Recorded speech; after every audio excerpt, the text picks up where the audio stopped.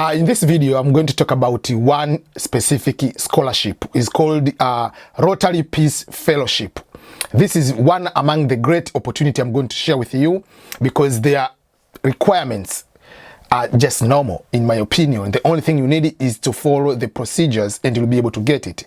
And this provides certificate opportunities and a master's opportunity, so its choice is yours. Which one do you like to apply? Do you want to apply for professional certificate, or you want to apply for master's? But I'm going to share with you what's all about Rotary Peace Fellowship. I had the opportunity for myself to get one of these Rotary, but it was not a Rotary Peace Fellowship, but it was Rotary Ambassadorial Scholarship. So both Rotary Ambassadorial Scholarship and the Rotary Peace Fellowship, they emphasize more into peace studies, conflict resolution. So even when this one I'm going to explain to you is a professional development certificate program or masters related to peace and conflict resolution, prevention, things of that nature. And in case you didn't know, my master's degree is peace studies and conflict resolution from the University of San Diego in the great state of California. So one of my scholarship was part of it was Rotary Ambassadorial Scholarship. So I was a Rotary Ambassadorial Scholar, but this is a different one. But all of these are provided by Rotary International or Rotary Foundation in general. So stay with me in order to be able to follow through this information and for you to be able to apply. Welcome everyone, this is EBM Ernest Boniface Makulilo, and I'm here to share these opportunities. In case you do not know, this channel is all about opportunities, all about how we can be able to reach our dreams and how we can be able to excel in our lives. So in order to do that, I would like you to subscribe to my channel and share the channel to your friends, family members, father, mother, daughter, whatever. Share with them, share into your WhatsApp groups for these opportunities. This one might not be for you, but it doesn't mean that you cannot find the opportunity for you or you cannot share this to your friends and colleagues. Okay. So as I mentioned, the program is a Rotary Peace Fellowship. The deadline for this application is on 31st of May 2020 this year. So if you follow through everything, your course will start in the year 2021, fall, August, the year 2021. And as I said, it is for certificate level and for master's level. I'll go to explain what requirements do you need to do certificate and what requirements do you need to qualify to be able to apply for masters. Okay, so the purpose of this one, each year Rotary selects up to 100 individuals from around the world. They don't care which country you are coming from, but obviously majority will be given is from developing countries, to receive full funded academic fellowship to pursue professional development certificate programs or master's degree program related to peace and conflict resolution and prevention at one of the participating peace centers around the world. And these peace centers around the world are in the US, Japan, Australia, Sweden, Thailand, and Uganda. So these are the host institutions. So there are a couple of institutions, and when you apply, you can indicate which one do you want to go to study. Okay, so number one is Duke University and University of North Carolina at Chapel Hill in the US. Both these are North Carolina. Then there is International Christian University in Japan. Then there is University of Bradford in England. Then there is University of Queensland, Australia. Then the Uppsala University in Sweden. Then there is Chulalongkorn, I don't know how we place that, University in Thailand. This is for certificate. For certificate is in Thailand, and Makerere University in Uganda. These are for certificate program. But for masters is in US, in North Carolina, University of Duke, Japan, International, and the University of Bradford, England. Then there is Queensland, Australia, and then there is Sweden. Those are 5 countries or 5 areas you can go to for masters. For certificate is in Thailand and in Uganda. So one of the requirements is this one.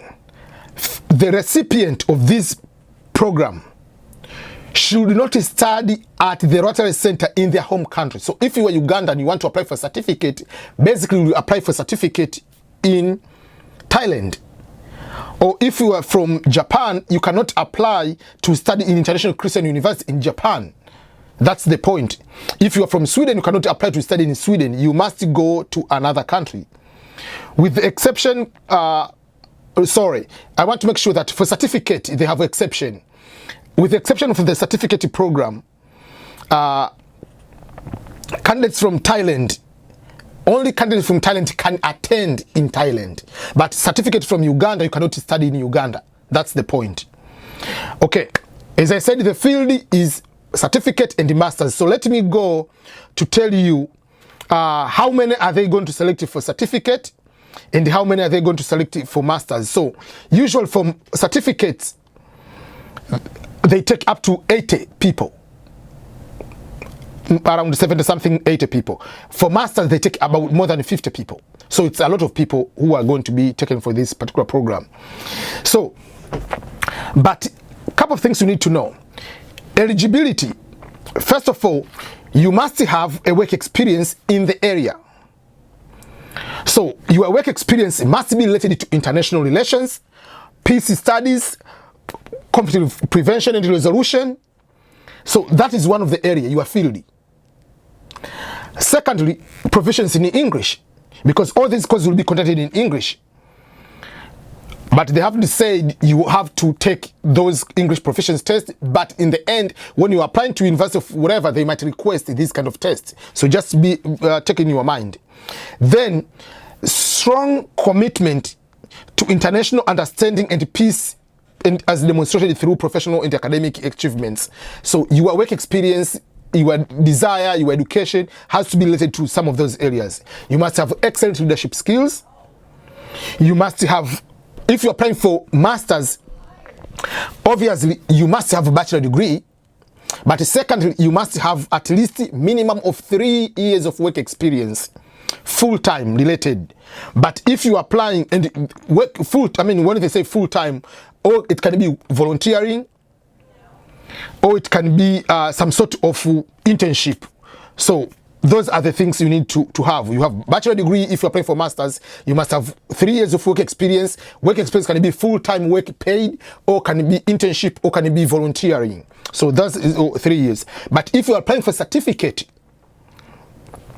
you must have 5 years of work experience in the related work or volunteering experience and a strong academic background. Meaning they don't want to just because it's certificate you just apply, you don't have even primary school education. Obviously you need to show all those kind of things, but with a strong academic background, you must still have a bachelor degree of, or they haven't said if you have a diploma for other countries or what I call associate degree, you cannot apply. You can apply, but you must have a very strong academic background with work experience, at least 5 years in that kind of field.